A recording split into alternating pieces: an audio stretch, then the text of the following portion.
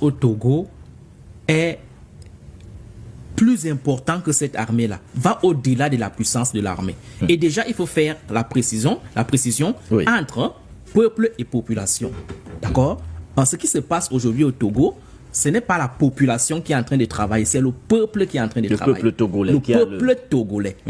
Parce que le peuple togolais, c'est le peuple du point de vue politique, c'est cette entité qui a la souveraineté et qui, lorsqu'il est déterminé de changer quelque chose, oui, même l'armée la plus redoutable ne peut pas l'y contraindre. C'est de ça qu'il est question. Donc aujourd'hui, il faut savoir que ce qui se passe au peuple, Faure va certes utiliser l'armée pour essayer de réprimer ce peuple-là, mais il ne va pas réussir parce qu'il ne pourra pas tuer tout le peuple togolais. L'histoire des révolutions nous démontre à suffisance là-dessus, monsieur Nguéné. On a vu les hautes dictatures aussi féroces que celle de Faure Gnassingbé tomber.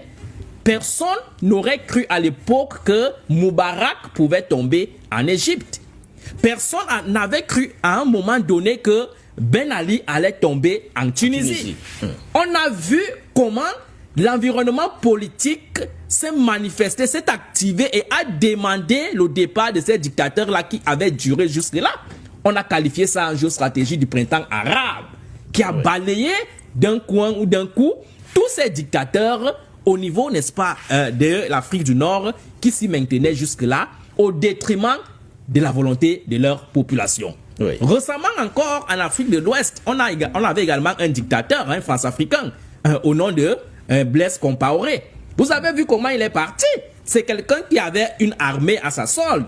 Mais vous avez vu comment il est parti. Il a fui. Populaire. Il a fui parce que la manifestation du peuple populaire était déterminée à le chasser. Donc moi je pense que Faure Gnassingbé... Donc c'est une façon de dire au peuple togolais de rester mobilisé en dépit de tout ce qui pourrait se passer. Ce n'est pas moi à leur dire. Nous constatons sur le terrain qu'ils sont mobilisés. Personne ne peut aujourd'hui, n'est-ce pas, changer la position de ce peuple-là. Parce que l'environnement s'y prête, l'opportunité est là, et ce peuple-là est décidé d'en finir. Parce que la souffrance, lorsqu'elle a atteint le paroxysme, il n'y a plus autre chose que de se livrer en héros. Et ce peuple-là est en train de se livrer en héros. Et comme Faure ne peut pas tuer tout le peuple togolais pour se maintenir au pouvoir, il finira par fléchir et par partir.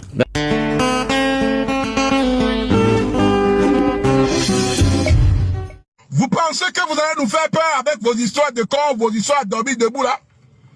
Tu penses que si tu dois t'arrêter pour faire des trucs, que oui, les blogueurs, tu vas traquer qui? Toi, tu peux me traquer. Je te donne mon numéro, si tu es garçon là, viens à Paris, tu m'appelles. Tu vas voir qui va traquer qui. Et Douyo la pou, à Fokpo dire de Gogo, tu vas courir comme un lièvre. Adama. Madoumba, tu vas courir comme un lièvre. C'est moi qui te dis. Tu vas traquer qui? Regardez-moi lui là. Tu as bu du Takpalou ou bien de Sorobi, on t'a donné, tu as bu. Quelqu'un qui a assassiné ton propre frère. Des gens comme toi, c'est des gens qui sont jaloux de la réussite familiale de ses frères. Les enfants de tes frères sont en train de galérer. Ils souffrent. Tu n'as pas fait justice pour ton frère. Inconscient. Vendu familial. Regardez-moi lui là.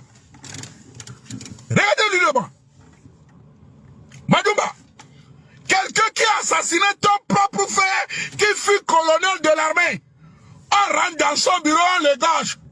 On lui voit un cadavre, égorgé avec un couteau. Tu n'as pas cherché à trouver celui qui l'a égorgé. Maintenant, c'est le simple peuple qui meurt de faim. Les simples citoyens qui sont dans la rue pour avoir une meilleure condition de vie. C'est ce peuple. Que toi, un vieux illettré comme ça, tu viens t'asseoir pour dire, tu penses que nous, on a peur de tes menaces. Regarde lui là-bas. Tu sais le nombre de combats que nous, les blogueurs, nous avons effectués sur la toile togolaise ici? Tu sais le nombre de menaces que nous, les blogueurs togolais, nous avons eu sur la toile togolaise ici? Tu penses que c'est un certain Madouba, un inconscient, un fabripier, un vendu, un traître qui va nous faire peur? Parce que tu dis que tu es ministre. Moi-même, je peux m'endosser un costume et aller m'asseoir dans un bureau que je suis ministre. Idiot. espèce de débit mental, macrocéphale. Regardez-moi là. Tu penses que toi, tu vas attraper Maté Nyassibé, tu vas attraper Raoul Leblanc, tu vas attraper patati patata. Hey! Hey! Un scorpion, espèce de dégueu. Tu vas attraper qui? Va d'abord attraper celui qui a assassiné ton frère. Si tu arrives à l'attraper là, moi tu peux m'attraper. Sinon, celui qui a égorgé ton frère, si tu n'as pas réussi à l'attraper, ce n'est pas avec Maté Nyassibé que tu vas faire quelque chose, hein? Couillon. Madoumba. Monsieur Madoumba, si tu n'as pas réussi à attraper celui qui a tué ton propre frère, qui était colonel Madoumba, qui a été égorgé dans son bureau, si tu n'as pas réussi à l'attraper, ne viens pas te vanter ici sur les réseaux sociaux pour dire, oui, tu vas traquer les blogueurs jusqu'à leur dernier retranchement. Eh? Qui t'a dit que je suis retranché? Quand tu me vois là, moi je peux me retrancher? Les terroristes sont au nord du Togo, tu n'as pas réussi à les arrêter. C'est les blogueurs, ça savent. C'est les blogueurs qui sont des travailleurs, qui vivent à l'extérieur, et que toi-même tu sais inconsciemment que ce que tu dis là, tu ne peux rien. Toi-même tu te trompes, et tu penses que tu vas tromper le peuple. Tu te trompes, tu ne t'aimes pas. Tu n'aimes pas ta famille. Tu es Madoumba. Ton grand frère Madoumba, tu l'as envié jusqu'à sa mort. Il est mort pour te honorer. On te donne un poste de milice. Tu viens gaillardement t'asseoir comme un éléphant perdu et tu viens parler de qui? Avec ton visage comme on dirait un voleur de charbon de bois à Kétoula. C'est toi et moi. Monsieur le ministre, avec ton visage on dirait voleur de charbon de bois à Kétou, tu peux m'en parler moi? Ah! Regardez-moi des gens comme ça. Vous êtes là à piller le pays, à voler le bien public, à détourner des fonds. Et tu veux parler de quoi? Les gens qui sont en train de détourner des milliards, tu ne les as pas attrapés, idiot. Monsieur le ministre, je vais te dire quelque chose. C'est à cause de ce mandat d'arrestation que les Togolais te connaissent, sinon on ne te connaît même pas. Moi, personnellement, je suis